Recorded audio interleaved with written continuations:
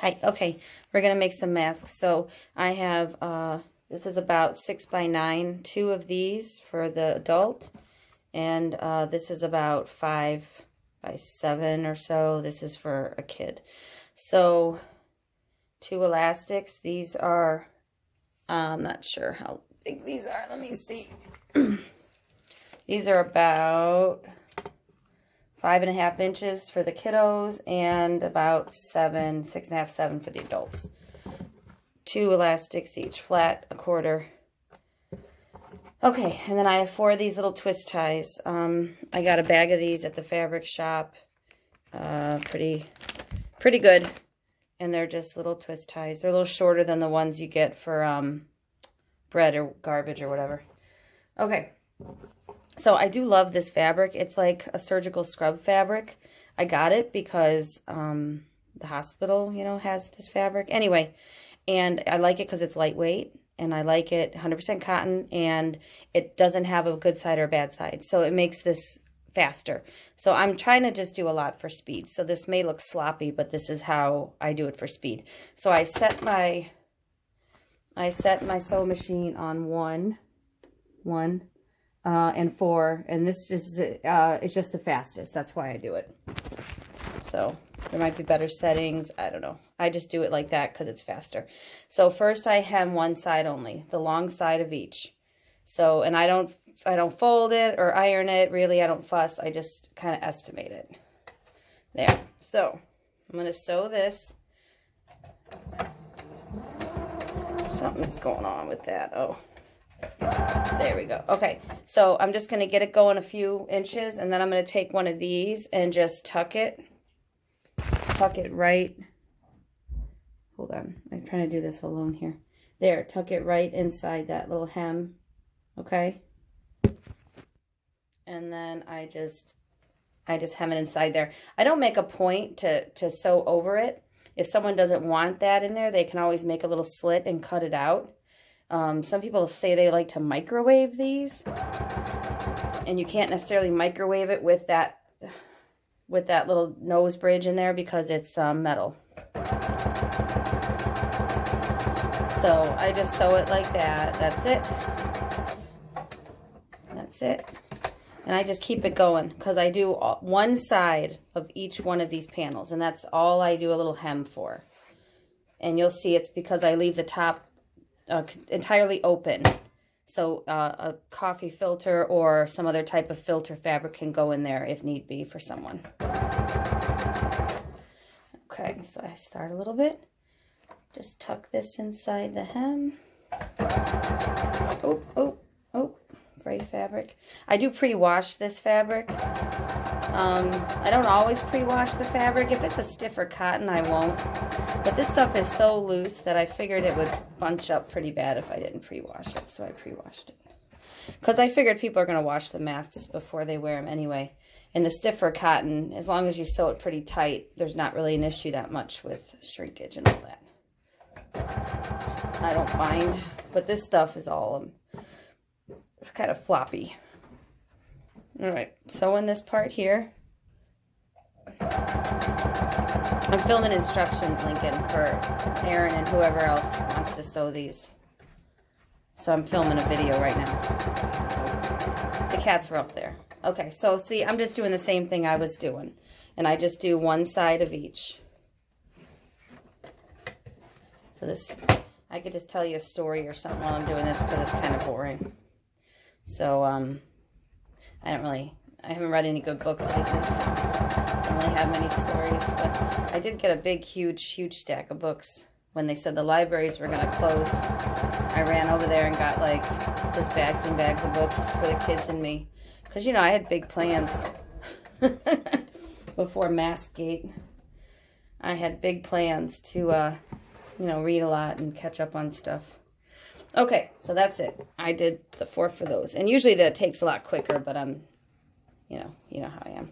Okay, so you can see it's all just regular cut fabric except this top hem. Now, if it was a two-sided fabric, like if it had, not two-sided, but if it had a good side and a bad side, you would obviously fold over the good side, and this would be the bad side. But that's why I love this fabric. Okay, so now I back up the good sides. Well, now we have good sides because we have the hem. So I back up the good sides, just put them together like they're kissing. And then there, there, there, there. Okay, so there's the adults, there's the kiddos. So this part, I wish I could tilt this more. So I have this, the elastic for the kiddos. So what I do is I take the elastic and I put it like in a cross pattern, see? Like a triangle, or like, you know, across. There. There. And this one I do I do the same thing, but I'm not going to do it until I'm sewing. So I'm going to show you what I do now. So I put it like that. Then I sew this hem with this part. I get down to here and I quickly tuck it around. So you'll see I'm doing it really fast. I do this for speed, and this is the fastest pattern, and I can get one done usually in without the cutting. If it's already, all the stuff's already pre-cut, I can do it maybe in five or so minutes. So that's pretty good time for me. And I just do all the cutting of the fabric and elastic while I'm watching a movie with the kids or spending time with the kids. Okay, so yeah, so I'm just going to hem this tight, or whatever you call it, and then bring the elastic around, and then just keep just one total consistent hem, just zoop, zoop, zoop, zoop. And I just stop and I load this elastic in the opposite corner. So that's all I'm going to do right now. Okay. And I'm not fussy with this. I don't make sure it's all lined up. I just sew it together. I make it good and strong, and it's fine. Everything's fine. Okay. See, it's already taken 7 minutes so far, see? I go over this a lot because, duh. Whoops, and that's what happens. I always jam up my machine. Anyway, I go over this a lot because I don't want the elastic to pop out on someone. So I go over it 100 times.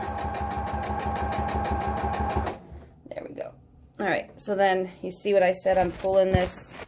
Now that I'm at that corner, I'm pulling this in and around. I can't get this good. It really should be overhead. And around, and I tuck it down here. And then I just keep sewing. So I never lose this consistent thing. I'm just really reinforcing it around the corner where the other piece of elastic is. So now I'm doing the other side. So I'm just going to do one big long strip for the bottom.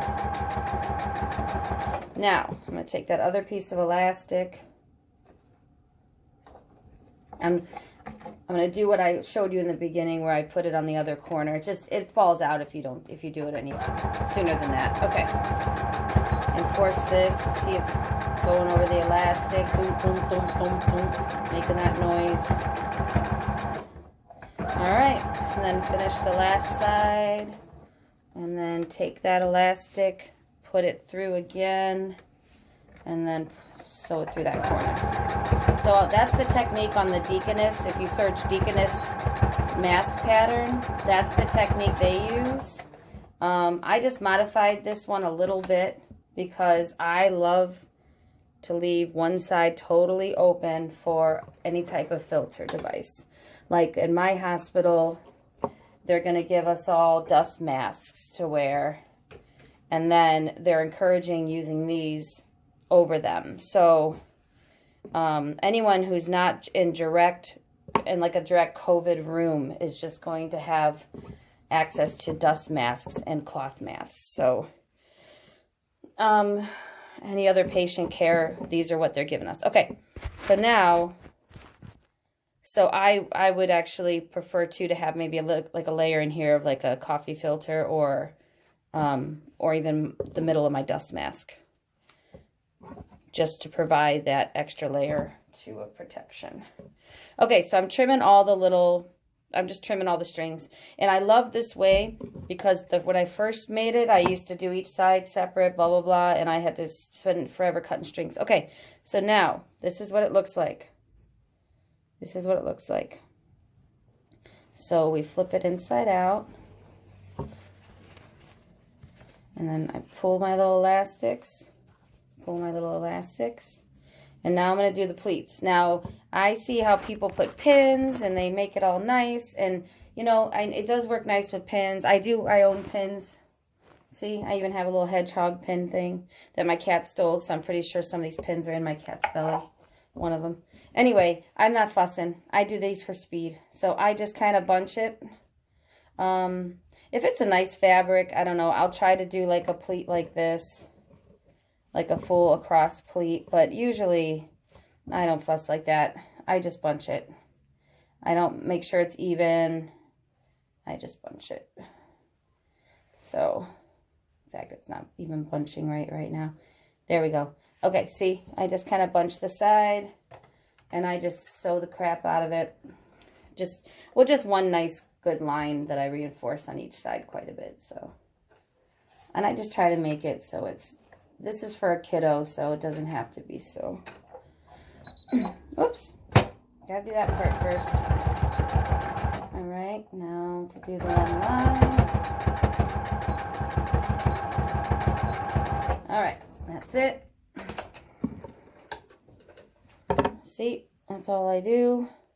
And now I'm going to do the other side. And of course, I try to get it so it's about the same. So one side's not way, way long or short. And they're bunched about evenly. And it kind of works out. It just, you know, I'm making hundreds of these. Well, I've made about 120, I think, so far. And I probably have to make about that many more in between work and stuff. So I don't have time to do all the pins and the fancy stuff. And it's fine. These are going to get washed a lot. They're going to get used a lot. They're not just for someone to go to the grocery store once in a while. A lot of them go to clinics or whatnot. All right. Okay, so, and I do have some that I use flannel for the one side. I think that's how Suma prefers them. But for personal use, I don't know. This is fine. It's nice and lightweight, like I said, and there's plenty of room for a filter material if you want it. And again, like a lot of the people that these go to that aren't in healthcare, they're just mainly to keep them from touching their face and to give them some level of security if they're out in public and someone actively sneezes near them until they can get away. Okay, so that's it. I have a little mask here. It's for a child. It's got the nose bridge. See? And it's this is the bigger one for the adult. And this is for a child. And it looks like a nice little mask for a kiddo.